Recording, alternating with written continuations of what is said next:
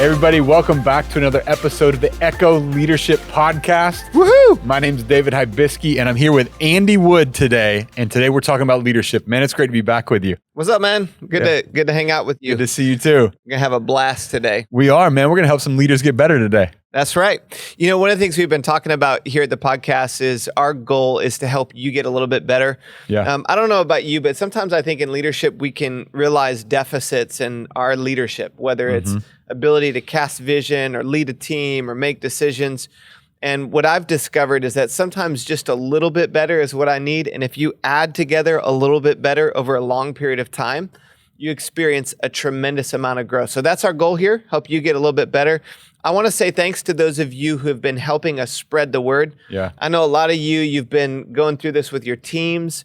You've been sharing it with your friends. We're trying to help as many people as possible grow as leaders. So thanks for helping us get the word out. I also want to encourage you, if you're watching on YouTube, to go ahead and subscribe.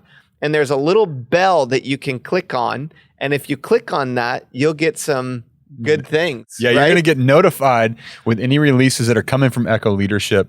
And this is important because we have been releasing fresh content every Monday. Now, this is Coaching Moment Mondays where, Andy, we're answering questions directly from our listeners, and you're answering them in 2 minutes or less. Trying to. Yeah. We're taking your questions. So thank you, those of you who've been submitting those. We're going to continue to do that. And as you subscribe, you'll get that as it comes out. Yeah, and it's really helpful, and we hope it's going to be helpful for you in those. So be sure to check out Coaching Moment Mondays as well. Now, today, Andy, we're talking about leadership, and we've been talking about, we started this podcast, and right now we're just at the start of Q4 2020. Yeah. And what a year to start a leadership podcast. What a year to be a leader, because there is so much room for leaders to lead. But they oftentimes don't know where to go because there's some crazy stuff happening this year, man. So much that's going on. And when you add it together, the accumulation of it, it's just insane. So you had, early in March, you had COVID come and hit. You had everything that happened with the death of George Floyd, the murder there. You had everything that broke out with Black Lives Matter. In our area, we've had fires. You've had the election. And on top of that, you have your own exhaustion. Yeah. You have your confusion as a leader. How do I lead people forward? And what we're experiencing now, I would say over the last 6 to 8 weeks, is a tremendous amount of division. Yes. Where not everybody sees things eye to eye. And this is division in the country. This is division even within cities or states. It's even within the church or business, because everybody's viewing this differently, right? Yeah. Well, even what's kind of funny is, like, for example, we have a group of friends that hang out a lot, and we've had some really difficult conversations over the last couple of months. There's been a little bit of heat every now and then. Yeah, because not everybody sees it eye to eye, and that's okay. We don't have to all agree on everything to work together. Yeah. So the question comes in, because a lot of our listeners today, you're leading in maybe a church or a business, maybe even another institution where you have people that you're leading they're coming at this from all different directions on so many issues that have come up this year. Right. So how do we as leaders, that's what we want to get into today, like starting this conversation around how do we bring unity in divided times or in division, and how do we even start to approach this? Yeah. Well, I think that there's a lot that is at play when we're working with people. And part of what I felt confused personally. I felt discouraged personally. I felt exhausted as a leader. One of my mentors from afar, a guy by the name of Pete Scazzaro, wrote a great book on emotionally healthy leadership. And he was saying in his podcast, he said, this season has felt a lot like you were running a marathon. You got to the end of the marathon, and then somebody handed you a bike and said, just kidding, this is actually a triathlon.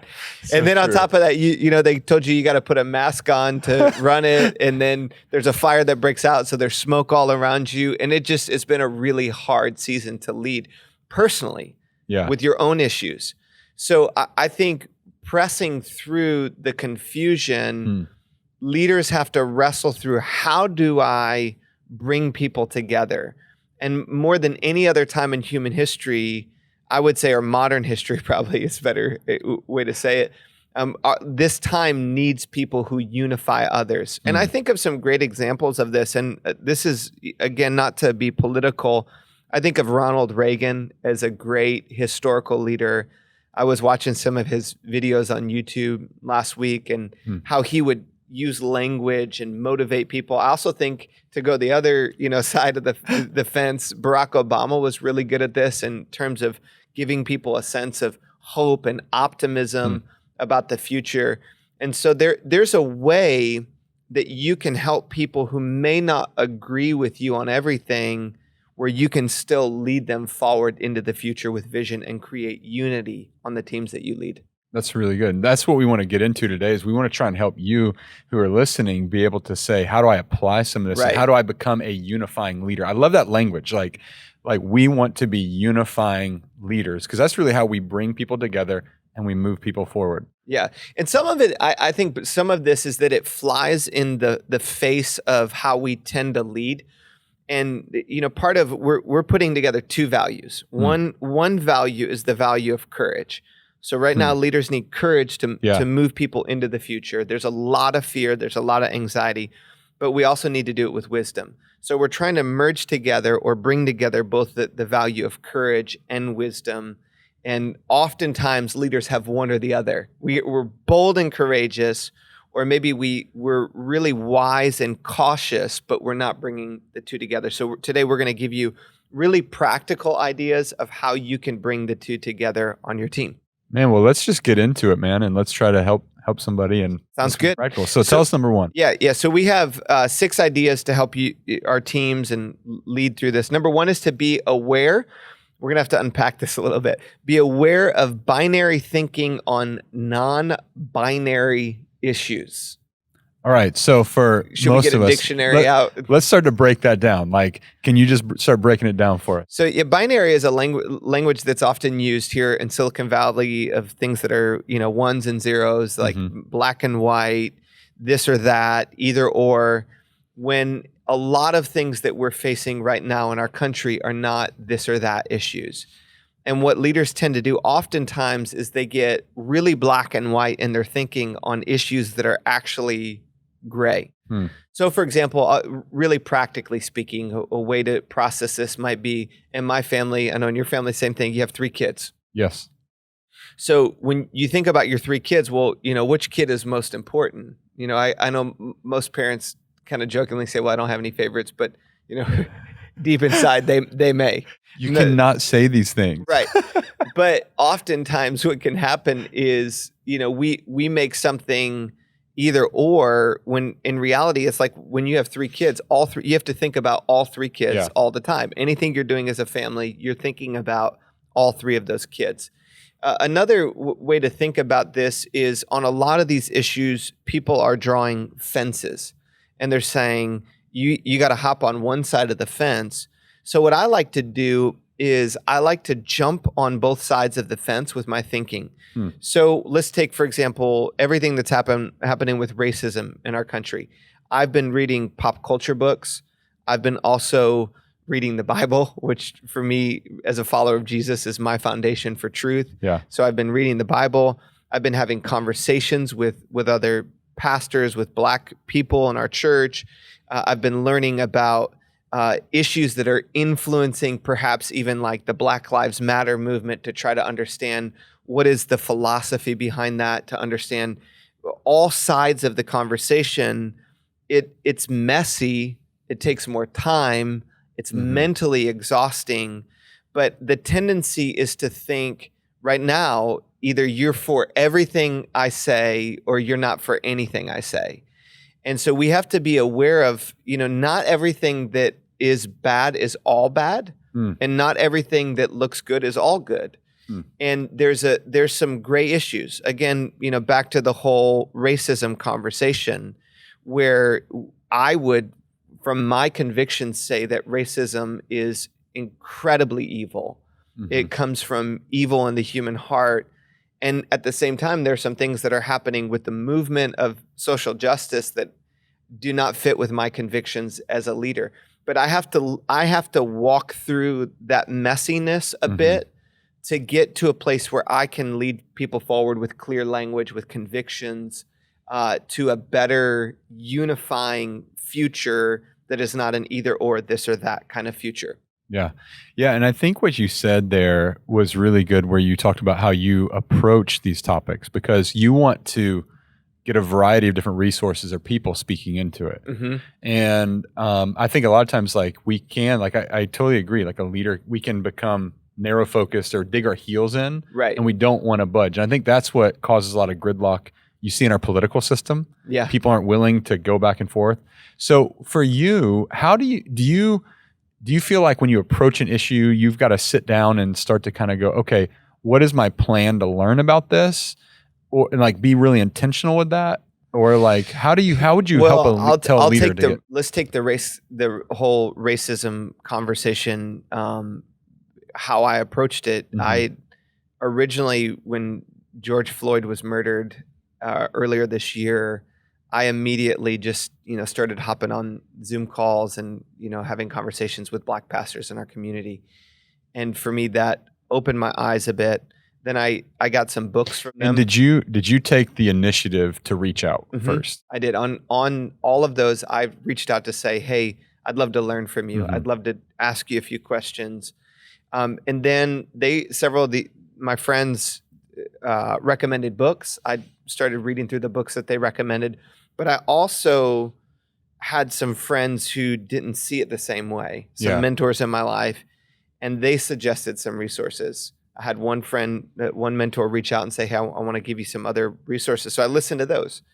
And at the same time, I opened my Bible and I'm like, okay, well, what does the Bible teach about racism? Yeah. And while I'm doing all these, so I'm kind of, from my perspective, the foundation, the lens through which I evaluate everything is the scriptures, the Bible.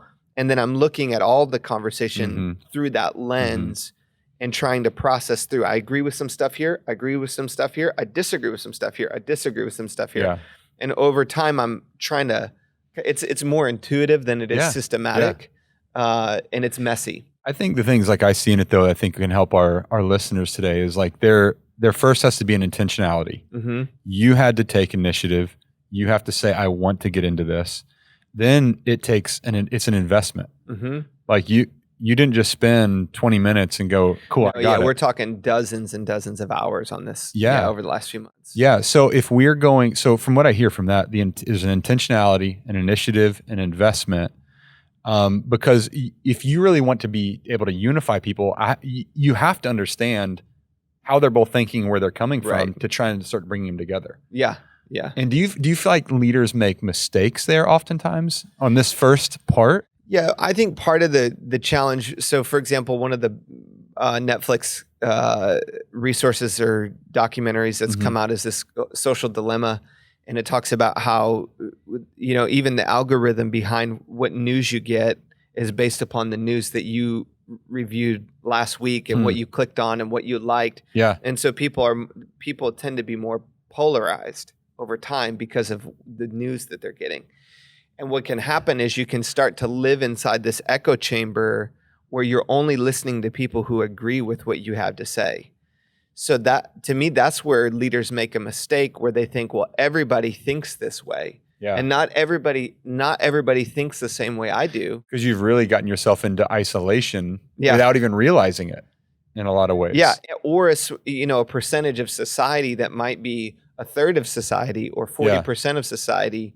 And like people who are on the East Coast, maybe or Southeast, Middle America, more conservative, or the West Coast or Northeast, more liberal areas, you tend to think everybody thinks the way I think. Well, in reality, not everybody thinks the way you think. Yeah. Even within our church, there's so many different points of view on everything. On should you wear a face mask or not? Should you regather physically or not? All this. So, again, you could confuse yourself and get paralyzed and not move forward. Absolutely. So you almost have to take a time period of like, okay, well, I'm going to do this for 6 weeks. I'm going to do a deep dive so I can get better language, better thoughts, and lead people forward. And I think it's so good because I think that is what's going to help us start the intentionality, the learning, getting those ideas, understanding, because it gives us even empathy for people. So number one, again, is we want to be aware of binary thinking on non-binary issues. Yeah. All right. So what's the second thing we can do? The second is to leaders? foster a for others mentality. So what we mean here, let's come back to the whole regathering physically, because we're a church. Part of the tension, never has there been a time in my life where more like people that I trust are on so many different sides of leadership. Yeah. So pastors, for example, some pastors are adamant, this is our civil right to gather. Some pastors are, we're not gathering for another year until there's a vaccine. And there's a ton of division, confusion. Mm-hmm. And about 8 weeks ago, it was bothering me in our state how, number one, we're already the most restrictive state in the country. And then within that, we're in the most restrictive counties within the most restrictive state inside the country. So you have places on the East Coast where they have, more of the virus, and it's actually not going up, but they have more of it. Yeah. And they're gathering churches, and we're here on the West Coast. We have like a third of the number of new cases that they do. And we're still not allowed to gather. That bothered me. But I did not have a conviction. When it comes to my American rights and the First Amendment, I can't die on that hill. Like I just couldn't. I couldn't lead our church forward on that. And then I was watching some resources and processing this, and I heard something that totally tipped the needle from me. And it was when a pastor started talking about, imagine if every hospital in a community were closed. Wow.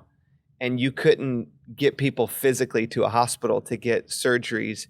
Do we believe that people's emotions and souls are just as important as their bodies physically? And what would be the net effect of an entire region where there were no physical gatherings of communities of faith for a full year? What would happen? And when I got to that place, I was like, oh, now that's a conviction that is for our community. Suicide is up, depression's up, anxiety's up. One county in Northern California, suicide's up 70% this year. It's because of isolation. It's because and when people gather physically, that changes the game. Yeah, and it gave you the thing to hold on to, right? Right. Well, okay. So where I think leaders go wrong is, help us get the doors of the church open, because if we don't, the church is not going to survive. Well, people aren't sitting in their living room thinking, "Oh, I want your church to survive." They're sitting in their living room thinking about, "I'm depressed, I'm lonely, I'm anxious." So I want the people in the community that we're trying to connect with. And I think this would be true if you were a gym owner, or you were running a restaurant, or you were, an entrepreneur, that if you can put yourself in the shoes of the people that you're trying to connect with, and you're trying to say, what are their needs? What are they wrestling through?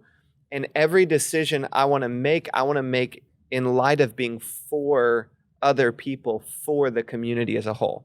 Yeah, absolutely. Because I think that what I'm hearing when I hear you say that too, it almost removes the focus on me. Right. It removes almost like a scarcity. Because if it's like, well, I got to get the doors open, or else we're going to close. Like I heard several restaurants and businesses, at the county supervisor meeting, and they're saying we're going to have to close. We can't make it, which is a true reality.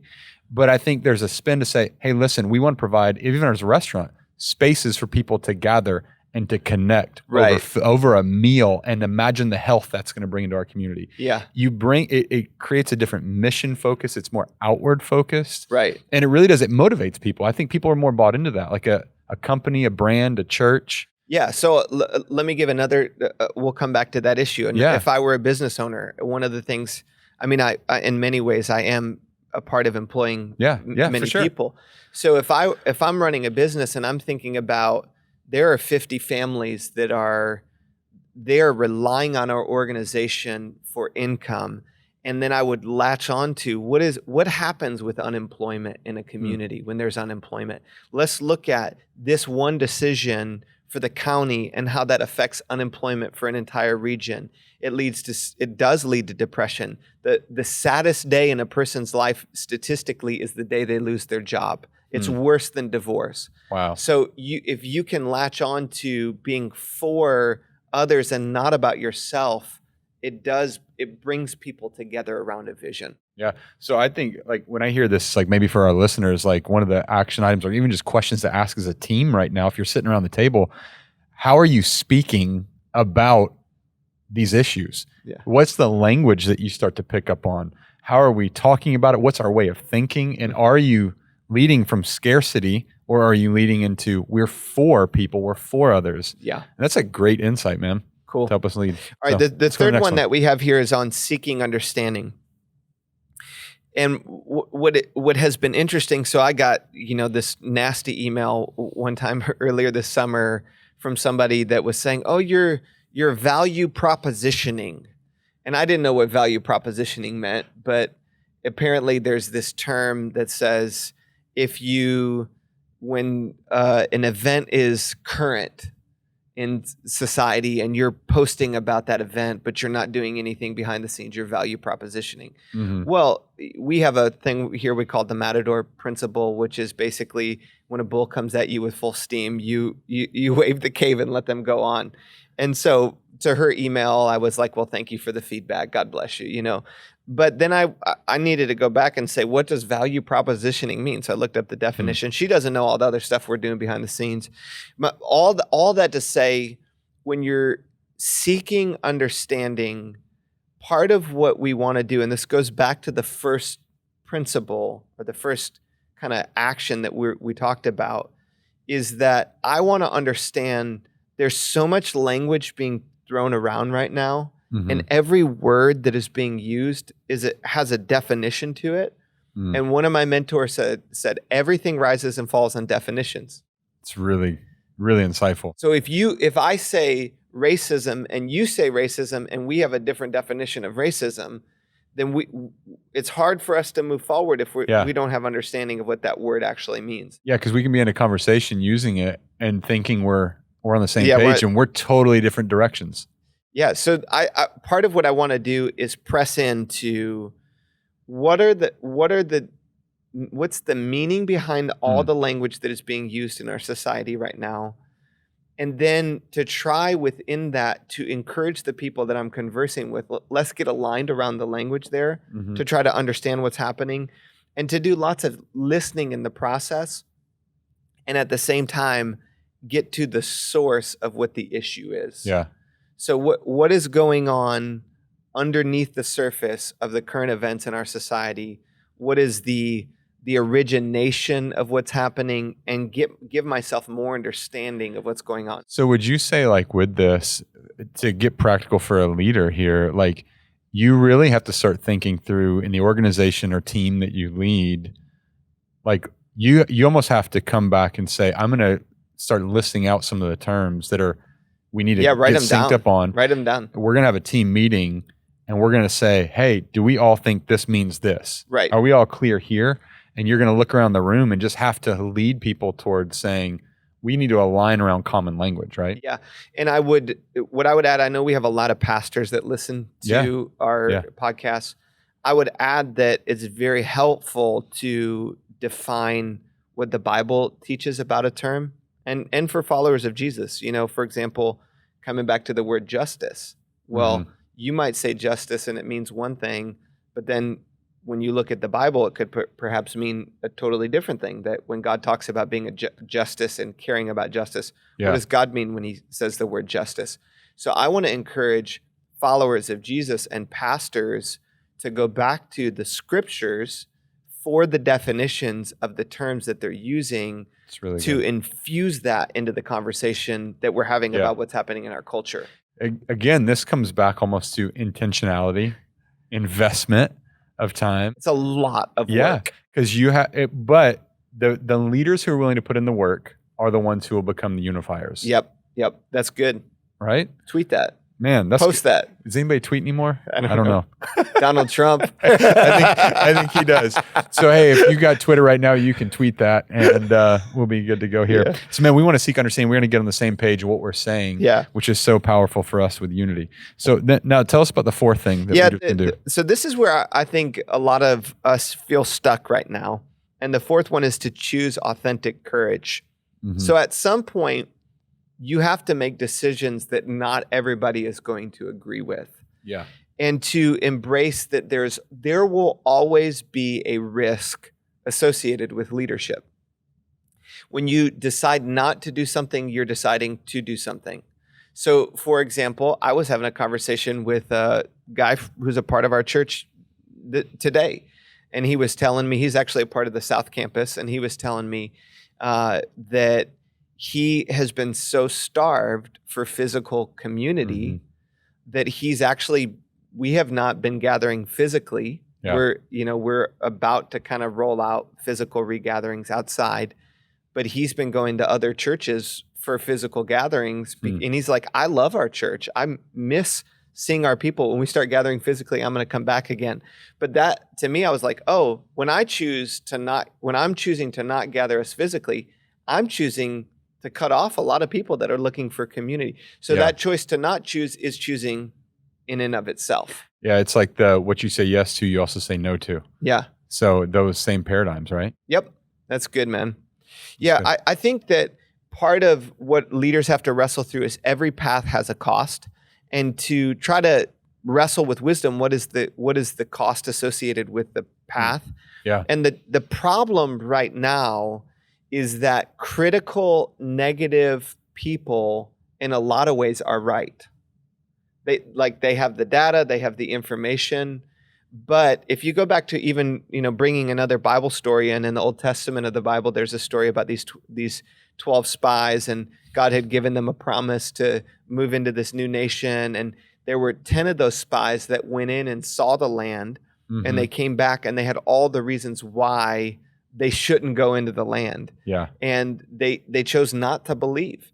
Well, those 10 spies, nobody knows their names. The 2 that believed and had faith was Joshua and Caleb. And Joshua and Caleb became the leaders that actually led this whole nation into the promised land that God had given to them. The 10 spies would have a heyday with COVID-19. They would love it. And I think they're still here. They would have all the reasons why you need to stay stuck, and you can't make decisions, and here's the risk associated. And what we want to wrestle through is you cannot lead without risk. Absolutely. Like you in order to move people forward, you have to embrace some level of risk. I'm not saying be stupid. I'm not saying be an idiot. But again, coming back to the physical regathering. Yeah. Right now, based upon the data in our community, if 1,000 people showed up at one of our church locations, it would take 24 weeks for there to be one person who's present who has COVID statistically. Yeah. And that's with face masks on, social distancing, being separate from each other. So when I say, what's the risk associated with gathering? Okay, once in every 24 weeks, maybe that's this week, but we're going to put masks on, we're going to social distance. And at the same time, what's the risk of not gathering? Yeah. If every church in the community has no gathering physically, what's the risk on the net effect? So I have to weigh through the cost of those decisions to help our team process. You might be in a situation where you have a compromised immunity. You might have a family member. We understand. We'll keep offering online options for people. We're not trying to shame people who don't do what we choose, but at some point we have to choose, and we have to lead people forward with courage. So whatever your realm is, whether it's you operate in business, or you run a car repair shop, or there's always going to be some level of risk associated with your decisions. And just to, as a leader, get to a place where you recognize you can't squeeze the risk out of leadership, and fear never goes away. Yeah. So you're always pressing into your fear and other people's fears to move people forward, and to do it with courage. Joshua and Caleb will always be the people that are remembered, and the leaders that lead like Joshua and Caleb are the ones that will lead people into the future. Man, it's so good, because I've been thinking about this even personally in the areas that I lead right now. And we've got a shared mentor who's working with our leadership team who said, there's no courage without risk. Right. Right. Like, and he was leaning into that with us. And I love that paradigm of what are the risks of not because there is any risk. And you can acknowledge the risk. I think that actually is a unifier when we acknowledge the risk, but we also acknowledge the risk of not in front of our people to bring them together. I think there's another thing. I don't want you to think about this, because there's components to this too. You mentioned we lead in a church. Right. Some of our listeners are leading in churches, or they're business leaders and they're trying to live out their faith. There's this intersection of faith, courage, and risk that all comes in together. Right. Because, you could make the same argument. Without risk, you're really not having to live by faith. And without courage, you're not really living out your faith. Right. So I'm like, do you see that at all? Because I think with the faith is even this, it's like the belief that we're going to be able to overcome this. And there is a part for even us as we lead. You've mentioned this, the positivity, the focus of we can. Right. Even the two spies, they weren't blind to risk. We're going to this land. Some people are going to die. Yes, but we can do it. Right.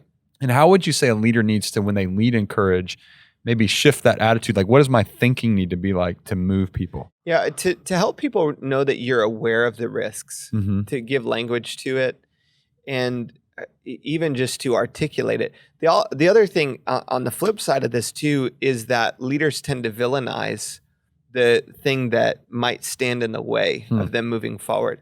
So what I want to do, and this is kind of a counterpoint to what I've been saying, this is the wisdom side of it. I want to infuse faith in people by celebrating the value without criticizing people who don't do exactly what I'm recommending or what I'm leading people into. So for example, coming back to right now, there really are people who are compromised in their immunity.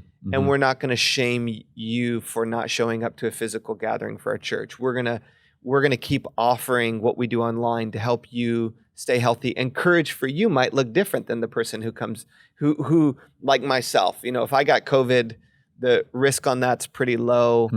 Most of the people in my age bracket who are healthy, within a week or two, they're back to kind of typical life. And I know some people are not in that category. But I don't need to villainize people who don't do it the same way. So it's celebrating without criticizing, not shaming, and helping people understand that we're aware of the risks, and we're doing what we can to take precautions. So we're gonna wear face masks, we're gonna socially distance, we're not dismissing what is happening, we're not being dismissive, but we are also not staying stuck because of the situation. Yeah. A lot of people want you to stay stuck, but as a leader, you got to push forward, right? That's right, man. And we want to bring people with us, right? Which I think is the next thing we want to do. Yep. Yeah, these last two things are really tied together. And number 5 is to bring as many people as possible with you. And part of the way you do this is that you bring resources to the conversation. Even this podcast would be a great resource to bring to the conversation. Hey, listen to this. Create additional options for people that they can join in. For example, if you're a gym, maybe you still do stuff online for people who can't come physically. Don't shame people who don't, come with you. Don't waver, but be gracious and use language that is filled with courage, but grace and kindness at the same time for people who don't see it the same way. And it really shapes a culture, I think, for people to feel more free to dialogue or to bring up concerns or issues. Now, if somebody brings up in the wrong way, that needs to be corrected or changed. That's not how we talk on our team. Yeah, we're going around gossiping and we don't do spreading that. Slander. But I think if somebody feels like they're going to be shamed or they're going to be pushed out, there's going to be a part, they're just going to shut down and they're going to distance themselves. And that's not what we want to do. Right. Unifying leaders don't want to shame and distance people. Unifying leaders want to bring them together and bring up the issues in the right way. Yeah, one of the practical things that I feel like you've done really well, David, is this whole concept. So we've talked about right now people in terms of moving back to a new normal. People are green, yellow, or red. Yeah. Some people are gung-ho. Some people are, willing, but they're cautious. Some people, they're staying at home. Yeah. And within the green, yellow, red, this is kind of back to the non-binary thing. There are some people that are filled with courage in the green bucket, but there are also people in the red that have courage as well. It just looks different for them. There are people in the green bucket that are criticizing and judging people in the yellow and red, or dismissive towards people in the yellow and red. And I think what has been helpful is to have conversations about this where you've said to your team, how do you feel? Like, are you green, yellow, or red? Yeah. And just by having an open dialogue about that allows people to come with you.